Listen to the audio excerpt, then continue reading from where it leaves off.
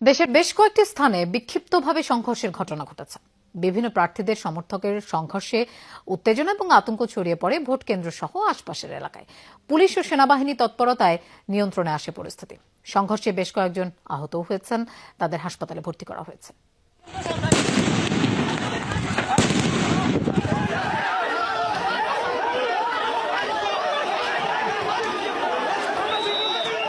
Vote গ্রহণ শুরুর কিছুক্ষণের মধ্যেই উত্তপ্ত হয়ে ওঠে লক্ষ্মীপুর জেলার ৩টি স্থানে পাল্টাপাল্টি অভিযোগে সংঘর্ষে জড়িয়ে পড়ে বিএনপি জামাত সমর্থকরা।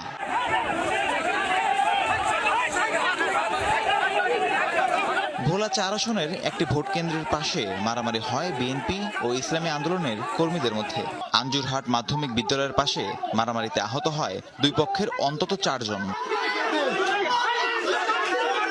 কুমিল্লা ১০ আসনে বিএনপি কর্মীকে পিটিয়েছে জামাত সমর্থকরা। দুপুরে লালমাই উপজেলার বরল সরকারি প্রাথমিক বিদ্যালয় কেন্দ্রে এই ঘটনা ঘটে। এছাড়া নাঙ্গলকোটে একটি ভোট কেন্দ্র দখলের চেষ্টাও করা হয়।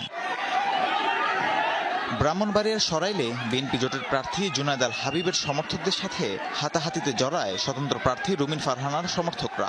আশুগঞ্জে ভোটকেন্দ্র দখলের চেষ্টা হলে লাঠিচার্জ করে পরিস্থিতি নিয়ন্ত্রণে আনে সেনাবাহিনী। বাগেরহাট ৪ আসনে একটি ভোট কেন্দ্রে নারীদের যেতে বাধা দেওয়ার অভিযোগ ওঠে জামাত প্রার্থী সমর্থকদের বিরুদ্ধে। এ নিয়ে সংঘর্ষে জড়ায় জামাত বিএনপির সমর্থকরা। আহত হন ৫ জন। ফেনী ২ আসনের ১১ দলীয় জোটের প্রার্থী মুজিবুর রহমান মঞ্জুর প্রধান নির্বাচনী এজেন্টের উপর হামলার অভিযোগ উঠেছে বিএনপির প্রার্থীর সমর্থকদের বিরুদ্ধে। রাহিম সারোয়ার, যমুনা নিউজ।